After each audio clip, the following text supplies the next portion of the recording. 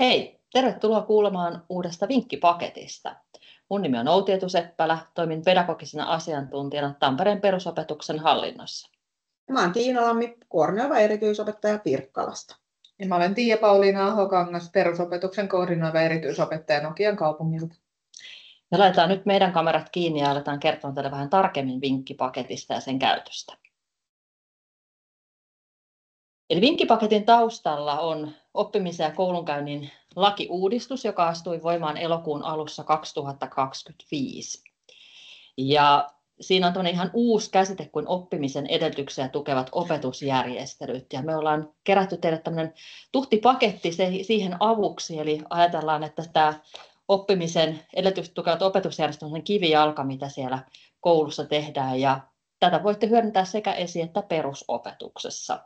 Me ollaan tehty tähän paljon seudullista yhteistyötä ja kasattu meidän kokemuksia ja käytännössä juttuja, että näitä listoja on ollut kautta aikaan, mutta tämä on nyt nimenomaan päivitetty tähän uuteen lakiin.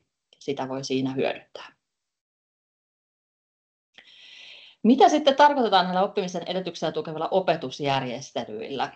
Ja tässä on nyt muutamia mainintoja. Sillä voidaan tarkoittaa esimerkiksi opetuksen järjestämistä ja erityisesti opetuksen eriyttämistä. Se korostuu tässä lain hengessä hurjan paljonkin. Sillä tarvitaan myös kielitietoista opetusta, joka on ollut opetussuunnitelmassa pitkään, mutta sitä halutaan nyt sieltä oikein vielä korostaa. Se tarkoittaa opetusryhmien muodostamista niin, että se opetuksen tavoitteet voidaan saavuttaa. Ne on pedagogisia ratkaisuja ja se tarkoittaa sitä, että huomioidaan opetusryhmän tarpeita ja vahvuuksia. Ja se tarkoittaa myös sitä, että hyödynnetään siellä koulussa kokoista henkilökuntaa, esimerkiksi koulunkäynnin ohjaajia ja muuta henkilökuntaa, kouluvalmentajia, ketä siellä on käytössä.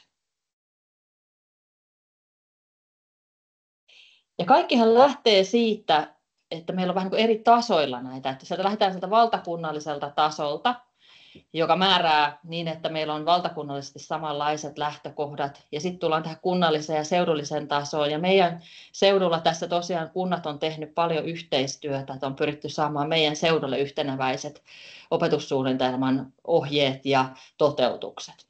Sitten mennään sinne koulutasolle. Jokainen rehtori sitten vastaa sitä koulun toiminnasta, opetussuunnitelman toteuttamisesta, koulun toimintakulttuurin kehittämisestä ja pedagogista johtamisesta. Ja sitten on se tärkeä taso, mitä tehdään siellä luokassa arjessa, eli miten opettajat toteuttaa opetussuunnitelmaa ja sen tavoitteita, niin että hän ottaa huomioon ne opetusryhmän tarpeet ja vahvuudet. Hän miettii ne pedagogiset ratkaisut, esimerkiksi opetusmenetelmät, eriyttämisen ja oppimisen ja osaamisen arvioinnin. Vinkkipaketti oppimisen edellytyksiä tukeviin opetusjärjestelyihin on koostettu perusopetuslakiin, opetussuunnitelmiin sekä tutkittuun tietoon perustuen.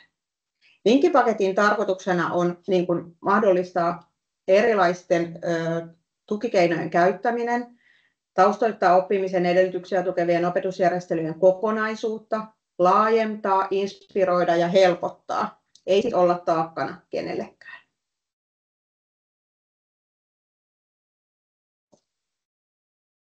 Uuden lain myötä kouluyhteisön toimintakulttuurin merkitys korostuu.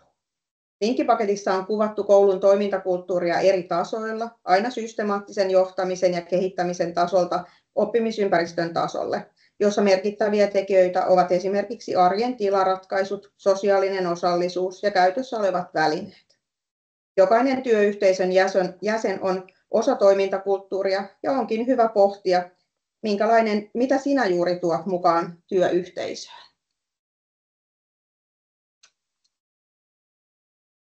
Vinkkipaketti sisältää erilaisia vinkkilistoja.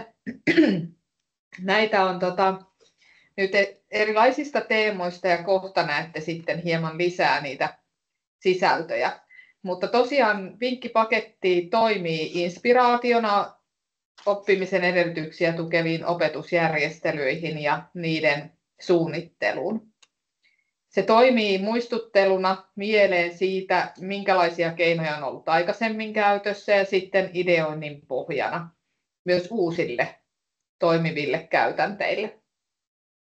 Tästä vinkkipaketista on verkkoversio ja tulostusversio, ja sitä tulostusversiota pystyy konkreettisesti käyttämään ihan niin, että sinne merkitsee rastein vaikkapa niitä ratkaisuja, joita on jo käytössä, ja ehkä vaikka toisella värillä niitä, mitä voisi vielä kokeilla. Lisäksi voi tehdä omia muistiinpanoja. Tätä vinkkipakettia voi hyödyntää myös oppimisen ja koulunkäynnin tuen arvioinnissa. Eli voidaan arvioida sitä, että millaisin keinoin oppilasta voidaan tukea ja mikä se tilanne on. Sen lisäksi oppimisen edellytyksiä tukevien opetusjärjestelyjen toteutumista voidaan arvioida näiden vinkkilistojen kautta. Vinkkilistoissa kannattaa muistaa, että nämä ovat suuntaan antavia listoja, eikä jokaisen vinkin tarvitse toteutua, jotta oppilaalle voidaan tarjota vahvempaa oppimisen tukea, vaikka siellä oppilaskohtaisissa tukitoimissa. Uusien eriyttämis- ja toimintatapojen, käytänteiden ja pedagogisten ratkaisujen kokeilu vaatii sitkeyttä, sinnikkyyttä, johdonmukaisuutta ja pitkäjänteisyyttä. Käyttöönotossa kannattaa huomioida ajallinen aikaväli, jolla tätä uutta keinoa kokeillaan. Ja sitten sen jälkeen arvioida sitä tukivastetta, kun tätä uutta keinoa on johdonmukaisesti noudatettu ja sovittu ja pitkäjänteisesti siihen sitouduttu. Nyt seuraavaksi voidaan katsoa vähän luetteloa näistä vinkkilistoista. Näitä vinkkejä on listattu tosiaan tämmöisien erilaisten teemojen alle. Täällä on käytännön toimenpiteitä koulutasolle. Siellä on muun muassa vinkkejä rehtorille ja työyhteisölle. Sitten on kielitietoisen opetuksen osuus, oppimisympäristön saavutettavuus ja esteettömyys, eriyttäminen, pedagogiset ratkaisut oppimisen tueksi ja pedagogiset ratkaisut koulunkäynnin tueksi. Lisäksi on vinkkejä monialaiseen yhteistyöhön ja muistiinpanoja. Tässä on esimerkki kielitietoisesta opetuksesta. Kielitietoinen opetus on käsite, joka on ollut olemassa kyllä aiemminkin, mutta sitä on nyt tässä uudessa laissa ja opetussuunnitelmassa tuotu selkeästi ja tietoisemmin niin kuin sinne opetuksen luokkatasolle. Kielitietoinen opetus on osa näitä oppimisen edellytyksiä tukevia opetusjärjestelyjä ja on näin siis jokaisen oppilaan käytössä oleva tukikeino. Ja tässä teillä on vinkkejä kerättynä nyt opetustilanteeseen, oppimateriaalien suhteen ja opiskelustrategioiden omaksumiseen tämän kielitietoisen opetuksen osalta.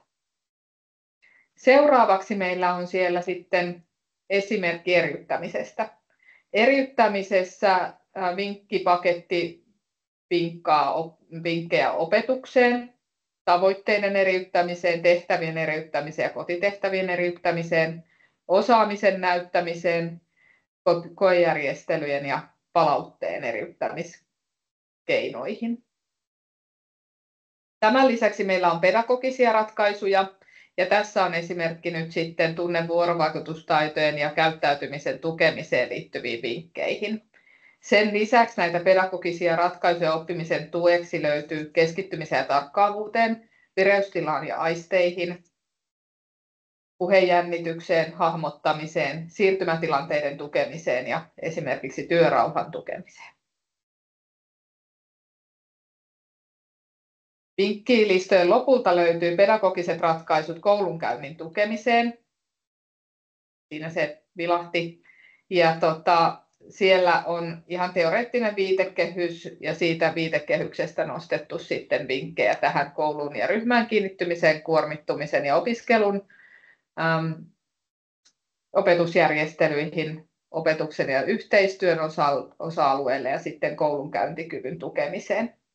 Tämän lisäksi meillä on siis vielä monialaiseen yhteistyöhön vinkkejä, mutta sitä ei ole tähän sitten nostettu erikseen. Nyt Outi kertoo teille hieman lisää sitten tähän vinkkipakettiin liittyvistä linkkeistä. Kyllä. Eli tämä vinkkipaketti löytyy Osake-eventin sivuilta, materiaaleista, ja tuossa näkyy linkki siihen suoraan. Ja siellä kun menet näille sivuille, niin sitten sieltä löytyy vielä, mikä on tuossa dian alareunassa, eli lataa tästä vinkkipaketin linkkilista. Sieltä löytyy sitten vielä lisää tietoa, ja ne kannattaa käydä katsomassa, että sieltä löytyy sitten lisää tietoa sen aihealueen ja teemoittain mukaisesti järjesteltynä. Meillä oli myös paljon tässä erilaisia kirjallisia lähteitä mukana, ne on tässä lueteltuna ja toivottavasti niistäkin voi saada vielä lisävinkkiä itselle. Me toivotaan, että tästä vinkkipaketista on teille paljon apua ja tukea sinne käytännön työhön, että me toivotaan oikein mukavaa lukuvuotta teille kaikille.